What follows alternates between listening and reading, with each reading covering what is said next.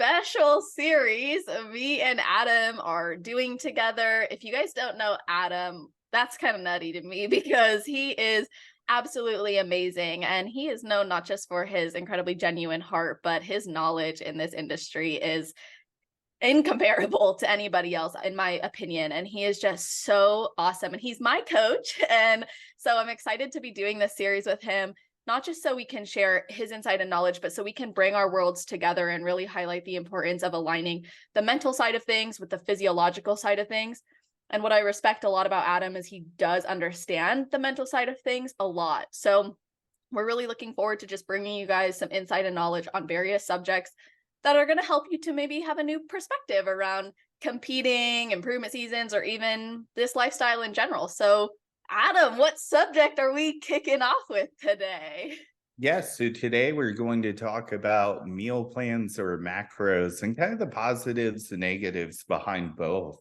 And there's been times in my career where I was more meal plan oriented, more macro oriented, and now I find myself where the industry is turning a little bit and people have done macros for a long time. So some people are looking to switch it up and go to a meal plan.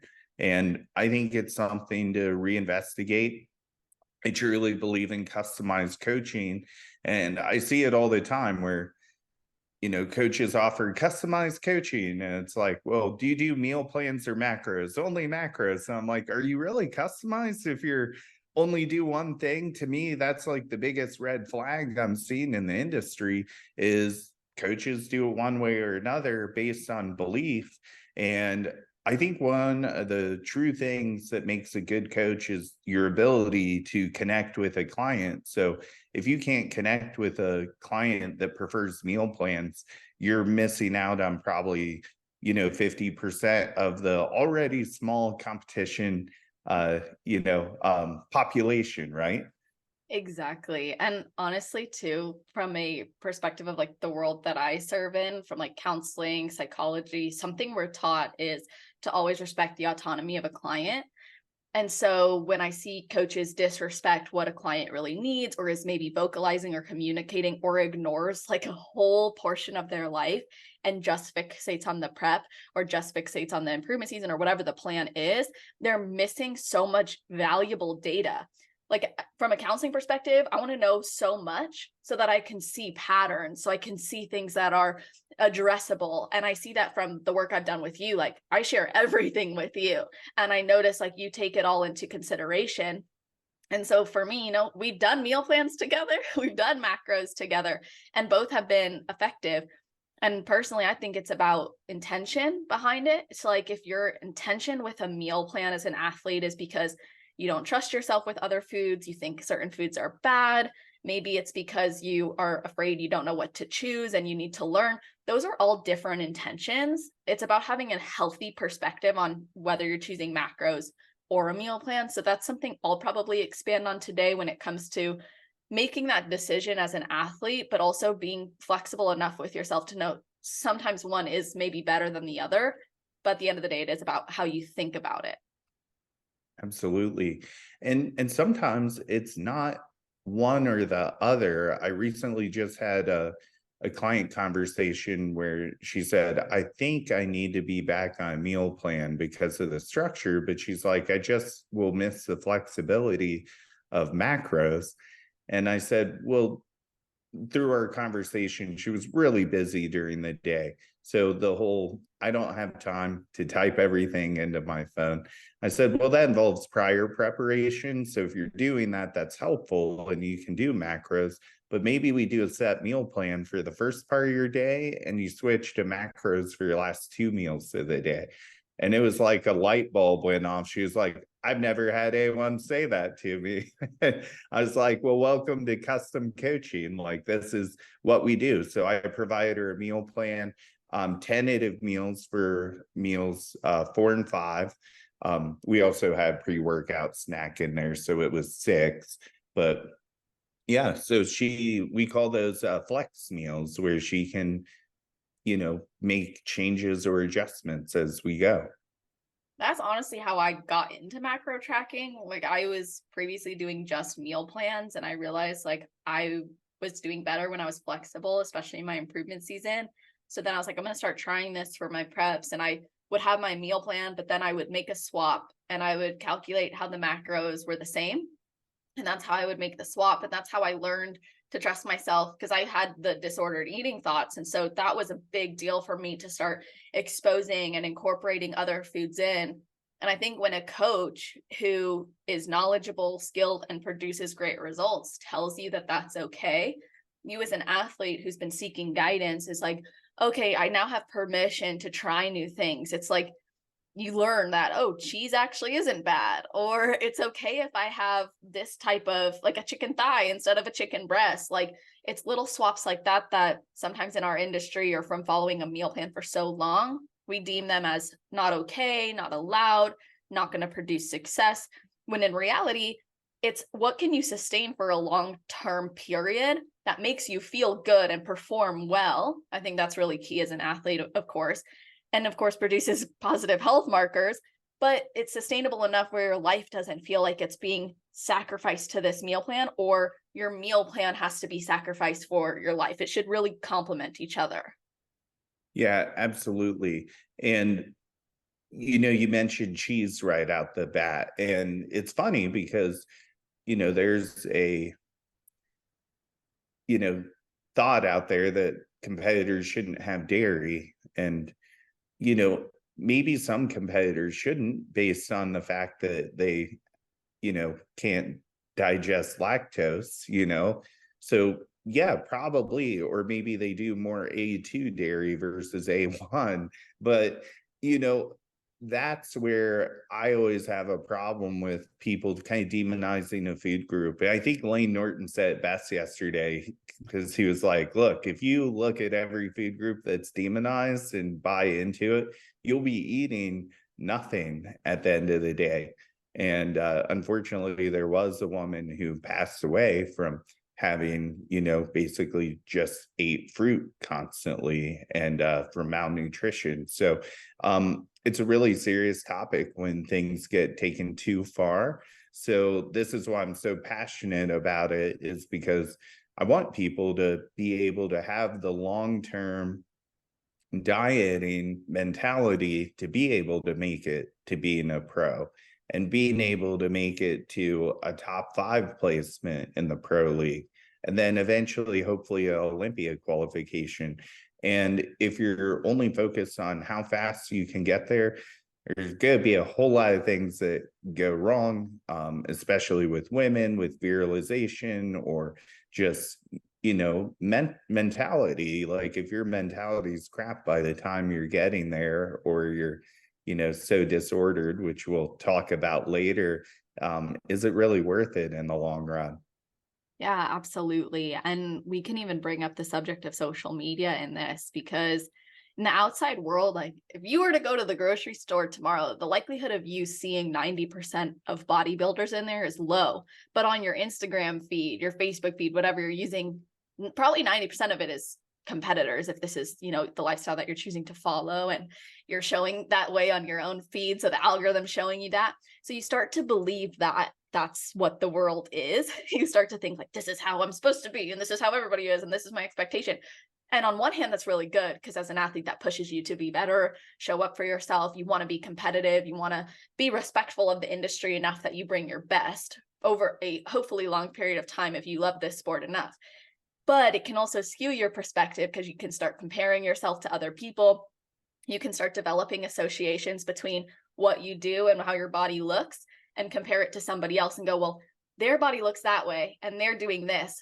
But then you forget like the other picture. Like you're forgetting like what their lifestyle is like, maybe what their work is like, what their motivations or core values are.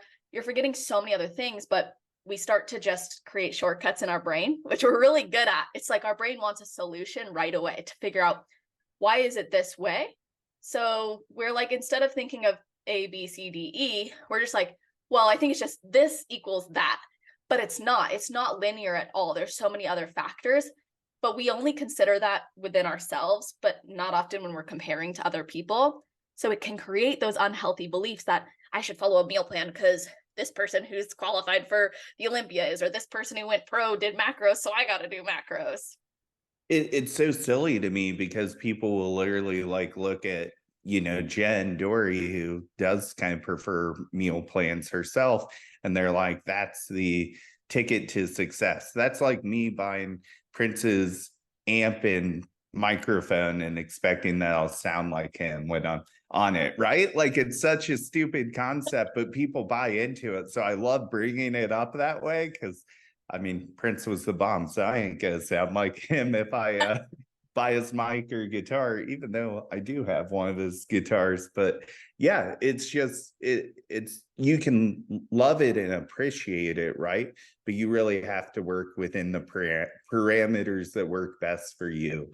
And I think sometimes competitors sabotage themselves because they put so much stock into what other people are doing, who their coach is, or what they're doing, or how they're eating their meals, what time they're eating their meals, that they really get lost in the process because they're trying to replicate what their idols are, and they're not even ready to be on that level yet. 100%. And we both can recognize there's benefits to meal plans and to macros, and we both can recognize there's benefit in the structure. Both of them require structure. Let's be real. Like, even when you follow a macro plan, you need to have some level of structure. I will say, after a certain amount of time of tracking macros, you can get away with not planning ahead of time because mentally you just know like what you're looking at, what you're consuming. And then, when you're kind of first getting into it, it is very important to be structured. And similarly with a meal plan, like, yes, you're looking at what you need to eat and you're buying groceries accordingly, you're prepping it accordingly, you're timing when you do those things accordingly. So either way, structure is needed. And I think people latch on to what's being done instead of why it's being done. So like people say, oh, I miss being on prep. I miss having a meal plan. No, you miss the structure. You miss the discipline. Mhm. You miss going for it. So people latch on to, I want to do this thing. I want to follow a meal plan. I want to follow macros.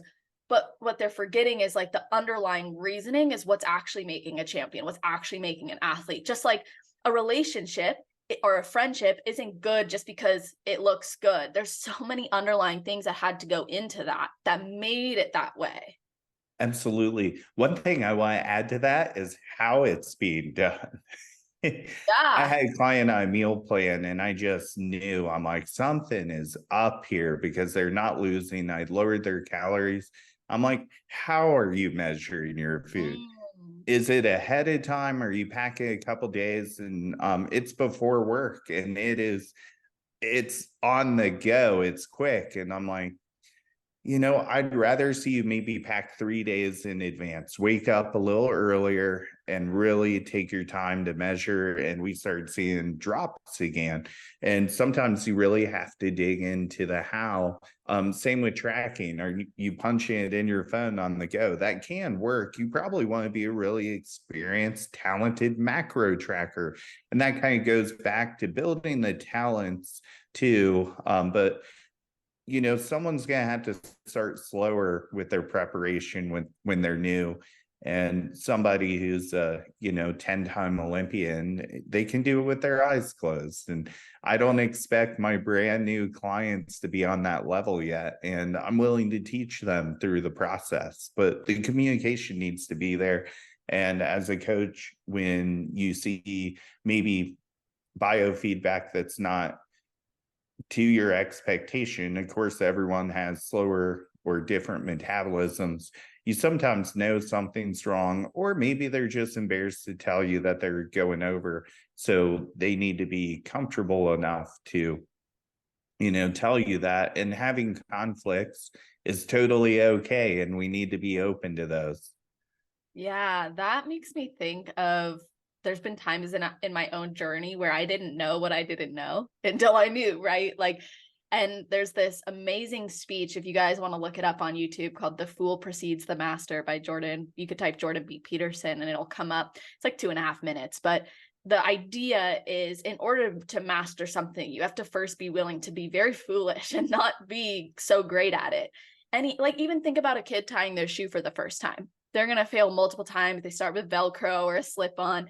They're trying to learn. They can't figure it out. So they're singing the songs from SpongeBob, trying to learn how to loop-de-loop and pull. Like, you have to study it and go through the process and try it. And then you learn better or more efficient ways. And I remember when we started working together, I had a lot of experience under my belt already, but not with macro tracking. And I was like, should I be measuring my stuff raw or cooked? And in prep, you were like, oh, let's do raw. And I was like, okay, so that required me to take it to a new level that I hadn't taken it to yet. And we started seeing really great results because the variable was more controlled. So I didn't see that as a negative thing or as like a too much thing or like disordered in any way to take that level of discipline to it. To me, it was like, if that unlocks a new level that I have yet to unlock, I'm willing to try it and see how it works, especially if it's a variable we can control the whole prep. You told me just keep it the same, whether it's cooked or tracked. But then if it's cooked, I got to cook chicken the same way my whole prep. I mean, which I pretty much did. But, sometimes you do get tired of like boiled chicken or shredded chicken. Yeah, absolutely. Just that level of accurate measure is going to help you build a square house, right? Yeah, good point. Have you So, found that within your own journey? Because you competed yourself. So what did you take? Like, what was your approach like compared to what maybe you apply? well, I want to tell you my major mistake I made in my prep because I didn't know. It, I ate a medium apple every day, but I never weighed it. But I weighed all my other food. I prep. I don't know why. Like it's so dumb looking back on it. Did So the same thing, dude. I was like, it became a red flag when I would ask my previous coach, like, how much should my apple weigh? Should I measure it? No. And then when I was getting really hungry, I'm like, this banana looks really good compared to yeah, this one. I think I maybe just justified it, like, you know what, it's just a medium apple. And I had done meal plan and macros. So I had an apple in all my preps is the one thing I look forward to.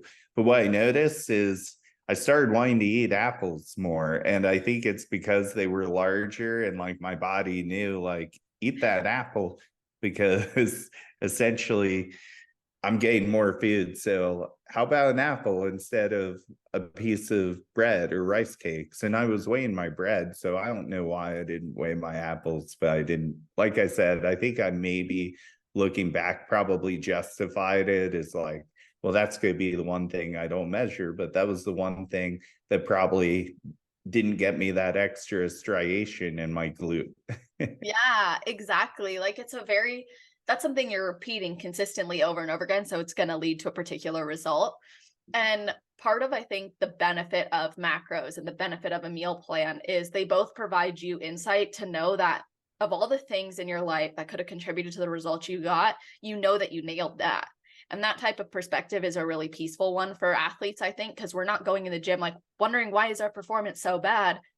Is it my food? Is it my sleep? No, I know my food was on point because I've been tracking it all and reporting it. I know my sleep could be better. Okay, it's maybe my sleep, but we're not questioning four variables. So it's a controlled variable, and that brings a lot of peace of mind to athletes. But other people from the outside or even like within the mental health field, they'll look at that and be like, that's so disordered. You're tracking and weighing everything. You're going to create disordered eating. And I really want to really share that it's not the case. Like if you're an athlete trying to be elite and you're trying to get to a different level for yourself and you want to demand more of yourself, it's not wrong of you to put this on yourself to track things. It's how you think about what you're tracking that's going to affect you long term. So whether you're weighing your food for a meal plan or you're weighing it for macros, same difference. It's what are you thinking when you do it? Are you thinking, I hate my body, I'm never going to be like so and so, and I'm so fat and I'm this and that? That's disordered in thinking. But if you're doing it with positive intention, like this is going to fuel my body and the nutrients in this meal is going to give me XYZ to perform this way or show up in my family like this or kill it at work in this way and have focus for the next 3 hours. That's a positive intention. It's just like if you're budgeting for anything, you have to have a positive intention behind it or it will negatively impact your life, macros or meal plan. Yeah, absolutely.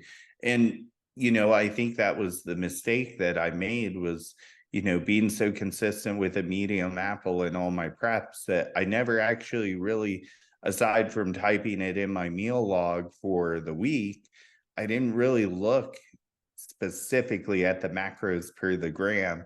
And that's where meal plans can kind of go wrong is you're getting, like a cottage cheese and then you accidentally buy the wrong grade and you don't realize it because you're not looking at the protein, carbs, and fats, even though like meal planning's great because it takes the thinking out of it, you still should think about what you're buying. And the more you're in prep, the harder it is to think. So towards the end, or a lot like in my situation where you make some mistakes, it can definitely happen. Oh yeah. I remember there were times where I would be closer to my prep and I'm like, did I already, or to my show, and I'd be like, did I already eat meal 4? Or did I not? And that's when I started doing what you instructed your client to do, like prep ahead of time. Because then I would just label the package M1 Monday, M2 Monday. Because then if the package was gone, I knew I ate it. But your brain does kind of go other places, especially if you're doing other things in your life. And then on top of that, when it comes to like, let's say measuring or weighing certain things for a meal plan, I think what you made the point of making sure you're buying the right brand. If you are working with a coach right now who's giving you a meal plan, ask them what brand or what they expect you to order, because that's something I didn't think about. It was just like, yeah, if it said cottage cheese, I was like, 1 week I'm buying this cottage cheese because there were no macros next to it. Macros is Mhm. a meal plan without the actual meals, and a meal plan is the meals without sometimes the macros. So I think the best meal plan is one that also has the macros listed so you can be more accurate. Yeah, we're seeing a lot of WhatsApp coaching these days, and it's literally just a list of foods, and it's really horrible.